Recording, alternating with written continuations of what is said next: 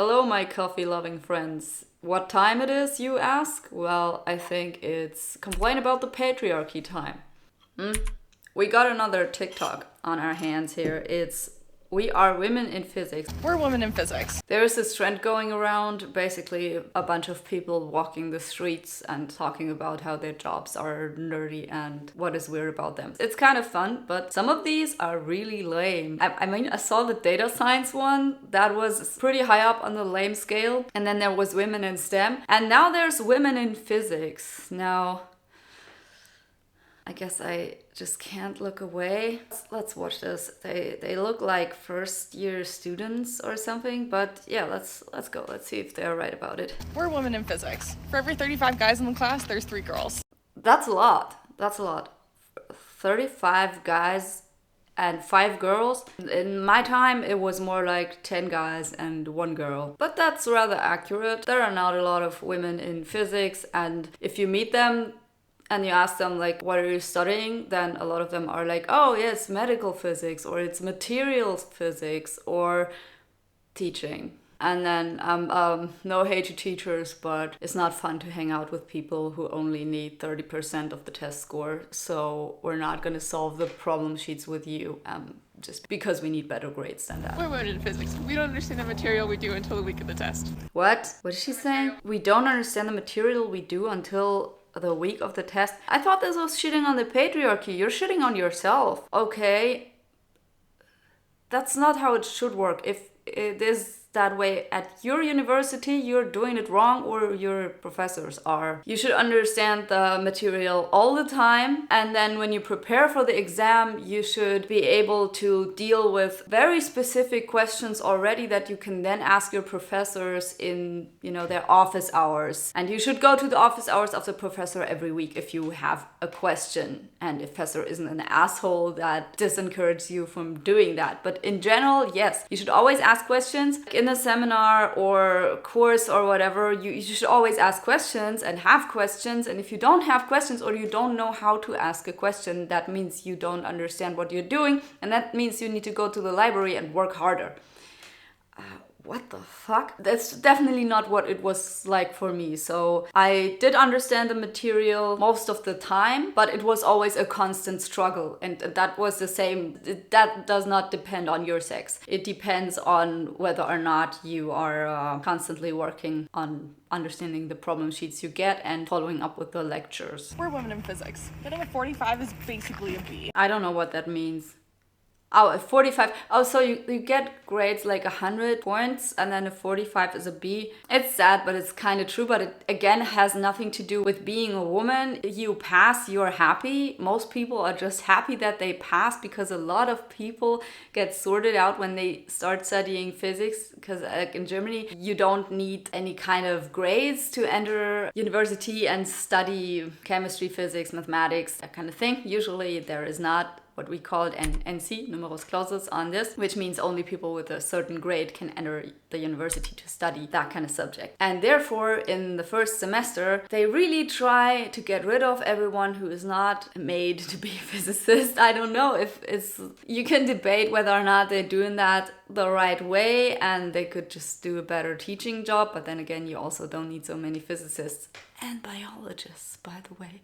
We have way too many biologists, and too many idealistic people are studying this thinking they will get some job. You'll end up in HR. Study something else. If you love animals, just get a cat. But yeah, again, good grades are possible. In some theoretical exams I had a B, and then in my major theoretical physics exam I had an A, like full points, but it wasn't graded in that way. It was an oral exam over multiple semesters. My experimental physics exam was actually worse. It was a B. I don't remember what B, but it was not the best grade. And then other degrees I mostly had Bs, and also lab exams Bs. Yeah, that's normal. Yeah, and then for my thesis, I got the full grade. Yeah, I don't know. I don't think you necessarily have to finish your degree with really bad grades. It's okay to have bad grades, and I would not discourage anyone from studying physics just because they have bad grades, but I would make it dependent on whether or not you think you understand the material. And the exam questions are just kind of stupid and overcomplicated, because that can happen. Like, professors are people who are really, really good at physics and never really had a problem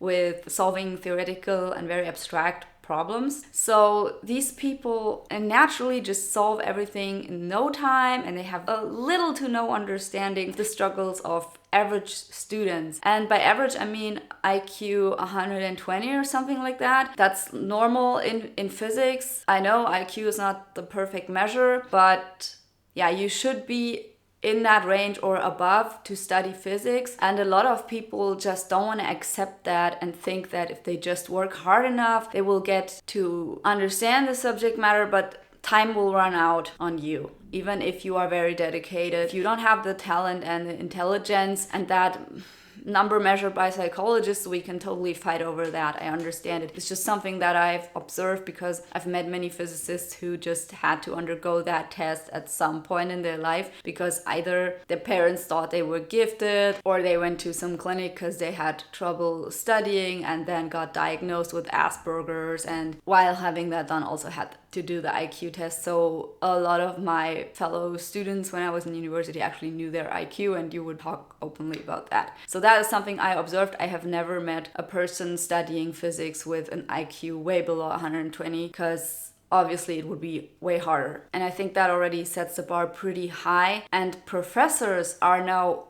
even above that. So the amount of brain cells, by the way, interfering with their social skills, they are not the best to provide material that can, even if you are super intelligent, which you are at IQ 120 plus, that you can easily follow, because those people are just so far away from that. There are some exceptions, and you will be grateful for those exceptions throughout your life, but it's just necessary to accept that physics is hard for everyone, man or woman, or circle or whatever. It does not fucking matter. You're gonna have it hard unless you are the very gifted type, which statistically speaking most people are not. However, if you study physics, you will meet a lot of very, very talented people that you will not meet outside on the street just like that. And it can be a little bit soul crushing if you feel like you're stupid and all those people are so intelligent and what are you doing there? But trust me, they all just feel like that. If they're not arrogant assholes. Like, a lot of very intelligent people also just have a lot of self-doubt, especially when it comes to scientific work later in their life, and they put in all this effort to, in the end, just get a job in the industry as a programmer, and then you're questioning your whole life and you think, why am I not a professor? I had straight A's all the time, and what am I doing wrong? Why didn't I publish enough? That kind of thing. It happens to the best, trust me. We're women in physics. Guys in our class will talk down to us. I mean, personally, I always felt like a peer amongst my guy friends. I had absolutely zero female friends in my time when I was studying. I just didn't like hanging out with people who would study for a teaching degree because, yeah, we had nothing in common usually. They had time to do their nails, I did not. So those few women were already out, not interesting. And there is a lot of segregation going on with people in specialized physics degrees where you think like, oh, so you're not studying like the real physics? Okay, good for you, but yeah, you just end up not hanging out with them unless they're really cool, because we all create these little bubbles, these little crowds. And so there are the material physicists here, and then there are, I don't know, theoretical physicists, experimental physicists, whatever you are going into. And yeah, these bubbles start forming pretty early on, and there will always be this crowd of, oh yeah, theoretical physics is the best and everyone else is just stupid people. Yeah, these exist. As much as I do have a problem with that kind of thing, because I think all branches of physics are valuable and you just have to decide at some point. It's like not an option, you have to find a specialty. I mean, I went into mostly field theory and a lot of calculation and simulation, and I also did that in the industry where I worked. It helped me greatly there. But yeah, I totally understand that field theory just is not for everyone, and some people want to solve other problems in their lives as a physicist. I also get how people want to be programmers, but to me it's a little bit like selling your soul, you know, because you did all this amazing physical learning and solving all these mathematical problems, and then you just go back to doing what you did before you studied, just being a logical thinker and solving problems. Yeah, you could have studied computer science then. But yeah, about men talking down to you, this certainly has happened to me, so I don't want to say it never happens, but I've also seen the other side of it, which is the massive amount of negative experiences with female students. And by that I mean, when I checked exams, I wasn't grading them, but it was in the grading team, so I was checking the answers for right and wrong, because one professor cannot do that for 300 students or whatever. It's just too much, so they invite students to do that and pay you for it,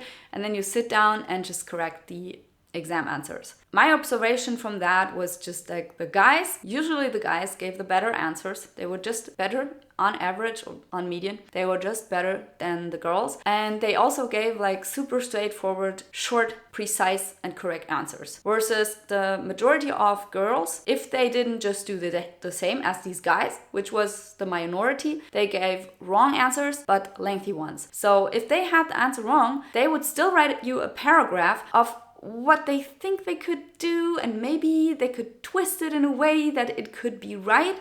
And let's say if a guy has an answer wrong, 9 out of 10 guys just leave it empty or just write a wrong number or a few wrong equations, and that's that. And one gives you a paragraph. And in the girls, it was the other way around. Like, I would say maybe 6 to 7 out of 10 would give you a stupid, wrong, and lengthy answer that you then had to read through as an assistant and be like, I don't want to read your wrongness. Like, don't give me more wrong. Just give me right or nothing. So if you are studying any science, just don't ever do this. If you don't know the answer, don't try wiggling yourself out of that. Your answer, if it's not in your brain, and you don't have it, like, we hate reading this kind of shit. We hate it. And I really felt so bad when I was correcting these tests, and I was thinking like, oh, these are my fellow ladies. Why are they doing this cliche shit? This is bad. This makes women look bad and stupid and like whiny little bitches that don't want to hear that the answer is wrong.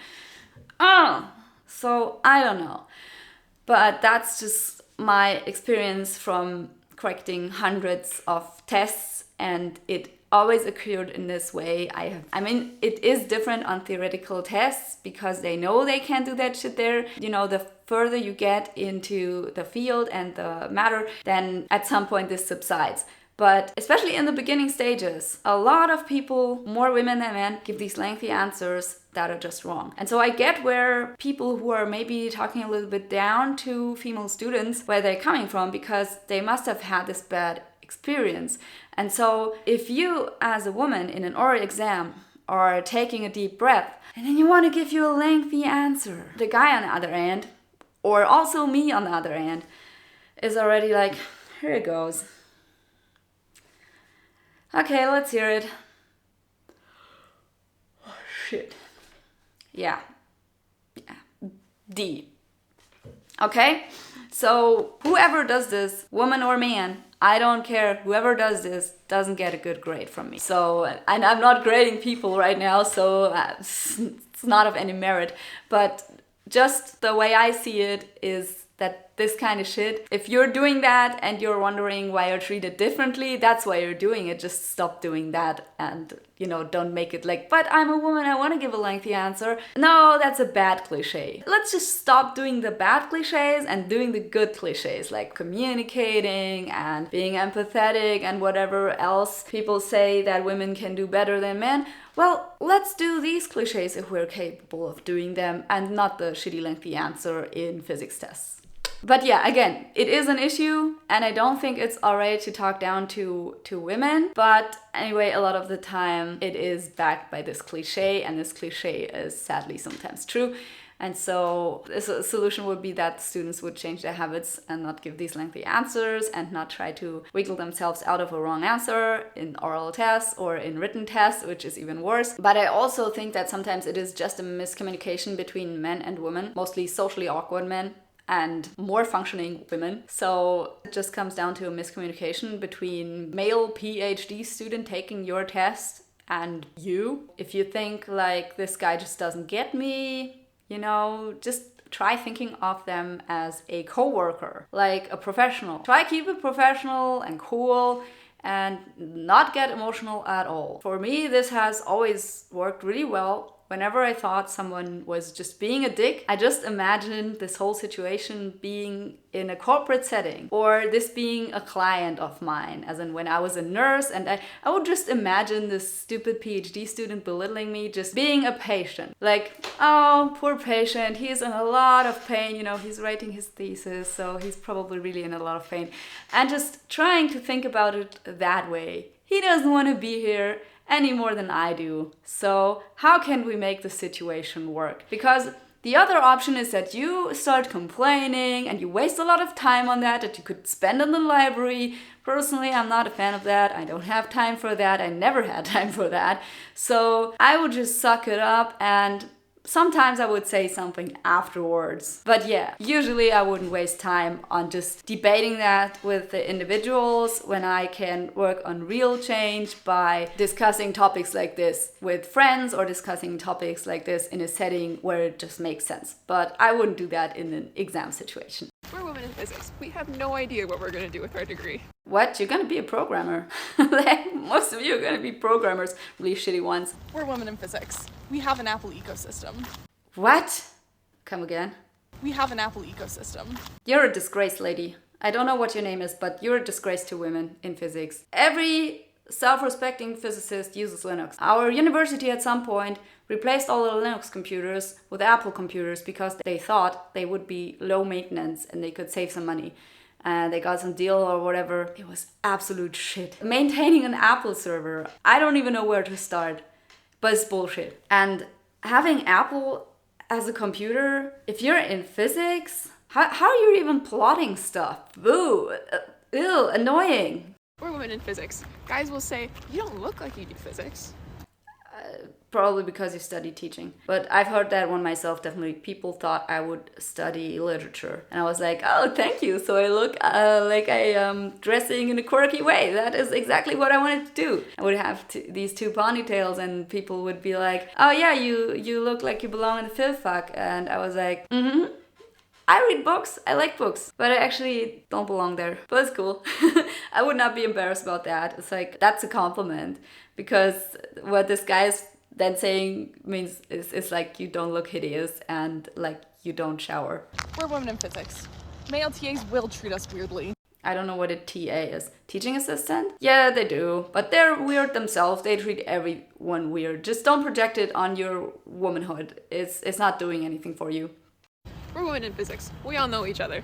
Yeah, I still remember the faces and some names of the few women that studied with me, but since I would never hang out with them because I preferred drinking beer in a pub with my dudes, so I don't actually have contact with any women I studied with. I didn't hang out with them during my time in university, and I also, I think I haven't invited a single woman to a birthday party of mine until I was like in my 30s. And the first woman that ever attended one of my birthday parties was the girlfriend of one of my guy friends. So yeah, I really don't have a lot of women in my life. It is slowly changing, but I always find myself circling back to the guys because I guess I don't have the chick crowd energy. We're women in physics, and we deserve to be here just as much as anybody else. Yes, you do. You do deserve to be here like everybody else. But the question is, do you deserve to be there because you're just as talented? Because if you say, I'm a woman, I deserve here to be as much as a man, like really,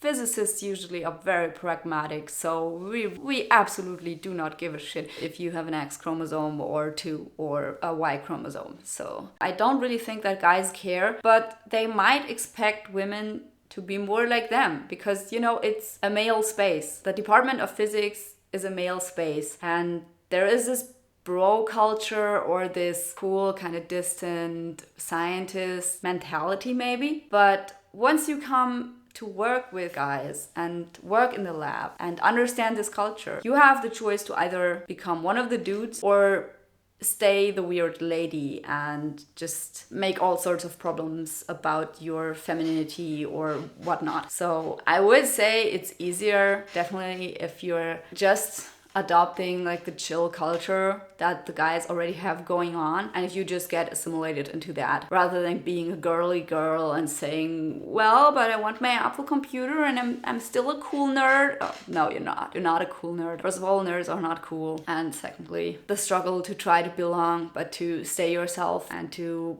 be assimilated. Personally, I never really thought about that because I just automatically felt at home when I first set foot into the physics department. I felt so at home. It was the first place where I was accepted the way I was, where I didn't feel awkward, where I could talk to people about the topics I was interested in. And so I knew right away that I had made the right decision. And yeah, I didn't want to work in the social sector anymore. I was a nurse before I studied physics, and I will never go back to that job because it sucked, and I don't like to work with people. I like to work with people, not with people.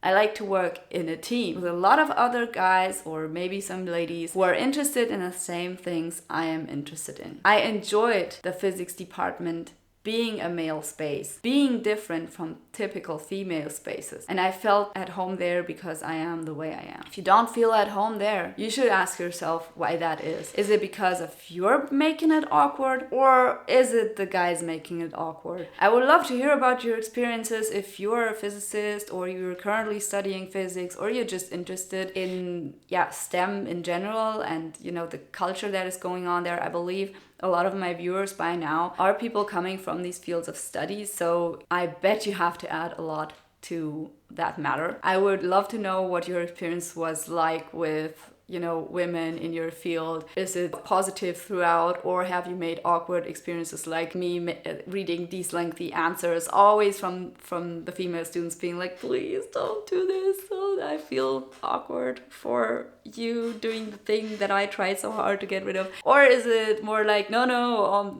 I studied computer science and all the ladies were basically dudes? Or do you find it weird, do you feel like women are infiltrating your holy halls of the basement and the computer rooms? Is it weird for you? Let me hear your thoughts. Every opinion is welcome. Just keep it respectful as always, and yeah, that's it.